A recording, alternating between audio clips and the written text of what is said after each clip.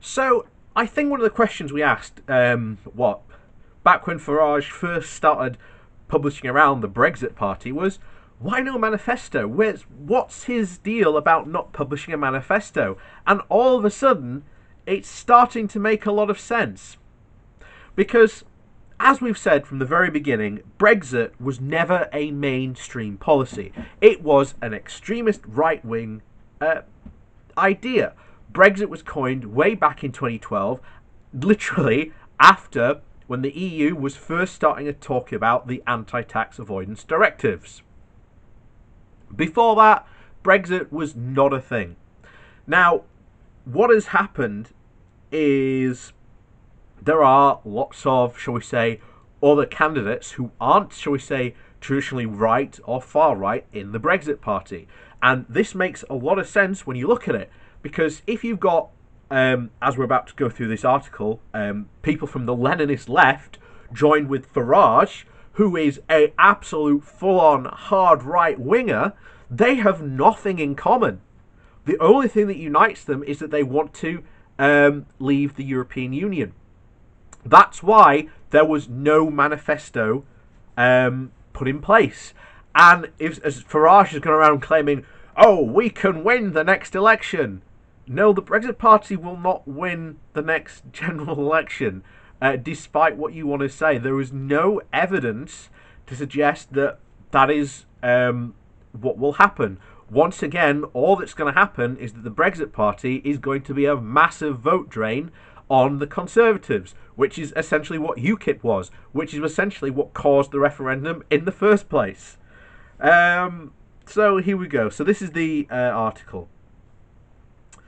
So to see how extremism has taken root in Britain, just look at Islington North. So, at the general election in Jeremy Corbyn's Islington North, a candidate will stand from a party with a history of supporting IRA atrocities. But it won't be the Labour Party. It will have roots in a conspiracy Leninist sect that denied the existence of the concentration camps to which socialist Serbs herded Bosnian Muslims. But much of the media will be too compromised by past endorsements to expose it as they exposed the Communist Party of Britain and the other conspiratorial factions that were in the Labour Party. Its candidate told a critic, "This is such a I'm not going to say it, but this is such a R-word argument that you are now forever fixed in my mind as a drooling." Yeah, can't say that because we don't want to get demonetized. But he is not one for the charming Twitter outriders or for the Labour leadership.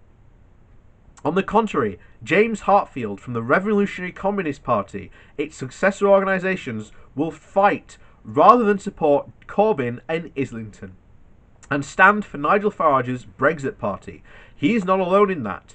In the European elections, Farage put forward 4 candidates from what was, in the 1980s, the RCP. It then morphed into the Living Marxism and the Institute of Ideas and Spite. The names may have been different, but the personality and the mentality endured, as once Claire Fox's from the BBC's Moral Maze is now a Brexit Party member for the European Parliament. Grim mockery is the easiest response. Farage cannot question Corbyn's patriotism often enough. Last week, Leave.eu, his propaganda site, praised Ian Austin, one of the few MPs with the moral courage to, quote, walk away from Labour, from an epic tirade in which he accused Corbyn and John McDonnell of supporting terrorists and anti-Semites and honouring the IRA murderers. The record shows that is precisely what they have done. But then Farage supports the old cadres of the Revolutionary Communist Party, which hugged the most extreme elements in Irish republicanism with the embrace every bit of it. In response to the killing of 2 children in an IRA attack in Warrington, it declared, We defend the right of the Irish people to take whatever measures are necessary in their struggle for freedom. Colin Parry, whose son Tim was murdered in 1993, said, after confronting Fox during this year's European campaign, she repeatedly refused to disavow her comments supporting the IRA bombing. She hasn't changed on her original views. Meanwhile, if Corbyn has provided excuses for tyrannical regimes, his rival in Islington North from the Brexit Party defended Colonel Gaddafi's Libyan tyranny. It is hardly news to say that Farage is a hypocrite. Better to add that he is a symbol of the spread of the conspiratorialism from the fringe to the mainstream. Understand its extent and you will grasp the depths of the British crisis. Conspiracy theories are the staples of traumatized countries in catastrophic decline. Weimar Germany in the 1920s and the Russia that Vladimir Putin took over are failed states because they were allowed demagogues to explain away their woes with the stab-in-the-back myths. Britain is starting to resemble them. The controversial explanation for the success of the RCP is that it had a cannily moved from the far left to where the money is. It understood that the media rewarded talking heads who propagate any theory, however simplistic or false.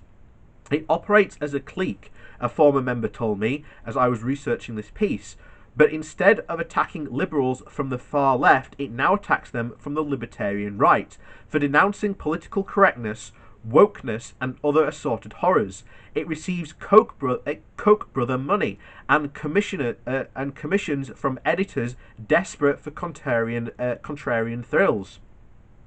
Fox and Friends may be a gruesome addition to the Brexit Party, but they are no aberrations. Farage allies with Steve Bannon, Donald Trump and Matteo Salvini. Conspiracism is their substance as well as their style. If they lose an election, it is because the elite had rigged the system. If they win and fail to deliver their impossible promises, they blame the deep state actors or the Remainer elite. For politicians and now judges for scheming and frustrating the people's will. You will not stop with Farage. You can read modern British history as a succession of conspiracy theorists. David Cameron, George Osborne blamed the crash of the 2008 on the Labour the